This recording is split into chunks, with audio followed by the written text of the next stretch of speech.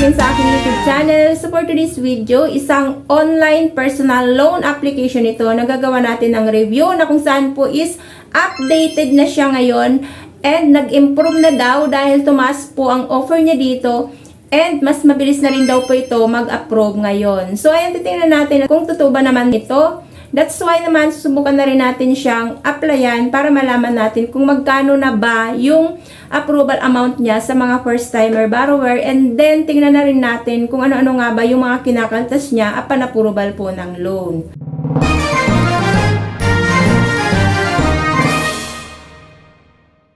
Kung bago pa lang po dito sa aking YouTube channel, please consider to subscribe na muna and click na rin po ang bell button dyan para naman lagi kang notified sa mga utangan moment dito po sa aking channel. Yes!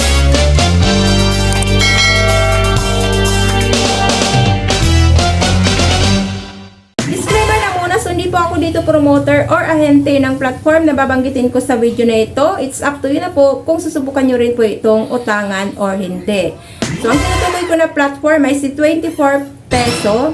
So, under pa rin po siya ni WeCash Finance Incorporated. So, as of now, nag-rate na po siya dito ng 2.9 stars.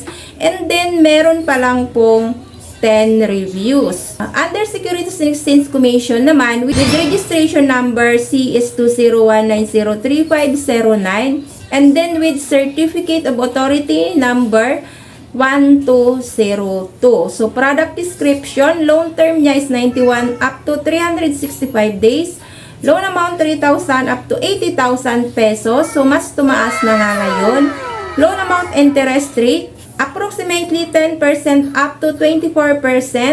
No fees other than interest. Applicant age requirement, 20 years old and above. So, gusto natin ito si 24 pesos. So, after po yan, so makita nyo na po kagad dyan. So, privacy policy. Click nyo lang po itong agree.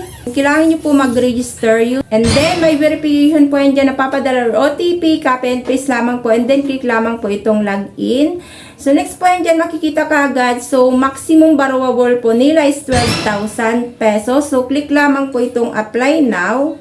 So, dito 3 steps lamang nga lang daw po is malalaman mo na po kagad kung approve ka ba dito or hindi. So, step 1 niya lang po dito is fill in the information. Number 2, enter review. And number 3, loan to account. So, click lamang po itong apply now. So, dito personal information. So, kailangan niyo po dito mag-fill up ng education, marriage status, number of children, province, country of residence, home street, detailed address, so duration of residence in email. So, click lamang po itong next. So, next point dyan, so job information. So, kailangan nyo pong i-provide yung job information nyo dito.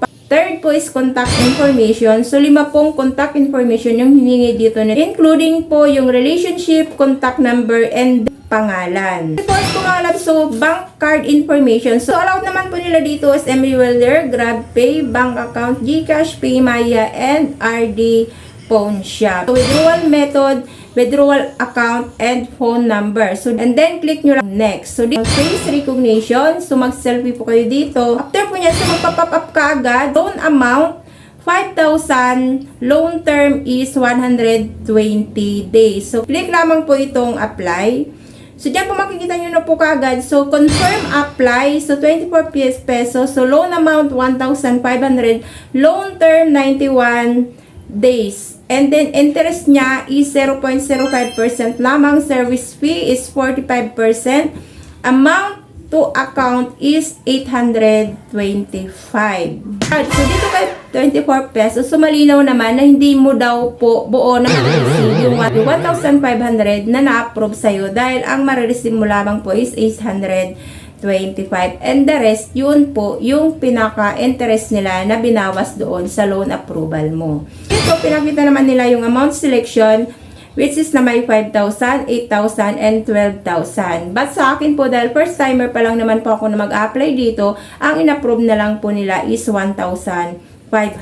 So, click lamang po itong confirm apply. Dito magpa-pop up. So, service agreement. So, basahin nyo lamang po yan dyan. And then, kapag nag-agree naman po kayo, so click nyo lang po itong agree. Or kung hindi nyo naman po nagustuhan yung agreement nila, pwede nyo naman po itong i-click na reject. So, sa akin po, i-click po yung agree. And then dito, so ayan, so nasa reviewing process na po tayo. Your submitted order is under review. So dito, loan amount 1,500 and then applying time is ngayon pong araw na ito. Dito na-specify na nila. So amount to account, 825. So loan term, 7 days. Withdrawal method, GCash, and then withdrawal account, yung account number. So, ayan po mga lalabs. So, dito at the end of this video, dito sinabi nila na within 7 days lang pala, kailangan mong ibalik yung pera na nahiram mo. And then, hindi mo full na marireceive yung loan approval sa'yo dahil binawas na po nila kagad doon yung interest. Sakto yun na po mga lalabs kung i-grab nyo po ba yung ganito pong offer ni 24 peso. Dahil kapag first timer ka naman dito is hindi ka po talaga ma-offeran ng malaking halaga. So, kailangan mo talagang tanggapin kung magkano yung in-approve nila since ikaw ay first timer borrower pa lang. So, ayan po mga lalabs, pagsipan nyo na po muna bago nyo po i-grab yung ganito pong offer ni 24 peso dahil dito hindi mo full na marireceive ang iyo pong loan amount. And then within 7 days, kailangan nyo pong ibalik yung pera na nahiram ninyo. So, ayan po mga lalabs. So, thank you for tuning in for today's vlog. Marami pong salamat. God bless po. Bye-bye!